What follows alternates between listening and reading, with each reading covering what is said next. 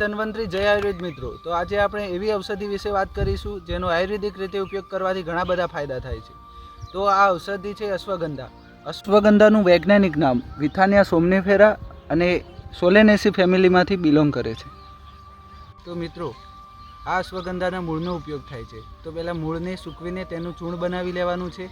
આ બનેલા ચૂર્ણને કયા રોગોમાં અને કઈ રીતે ઉપયોગ કરાય એ હું આજે તમને જણાવીશ। જે લોકોનું વજન વધતું નથી, થોડુંક પણ કામ કરવાથી થાકી જવાય છે અને શરીરમાં અશક્તિ લાગે છે, એમને અશ્વગંધાનું ચૂર્ણ 3 થી 5 ગ્રામ 1 ગ્લાસ દૂધ સાથે અથવા તો 1 ચમચી ઘી સાથે રોજ સવારે 15 દિવસ સુધી લેવાથી તમને 100% ફાયદો જોવા મળશે અને ઇમ્યુનિટી પાવરમાં પણ વધારો જોવા મળશે। બીજા રોગ વિશે વાત કરીએ તો જે લોકોમાં રાત્રે ઊંઘ નથી આવતી તો તેને આયુર્વેદમાં નિંદ્રાનાશ અને મોડર્ન સાયન્સમાં ઇન્સોમ્નિયા કહે છે।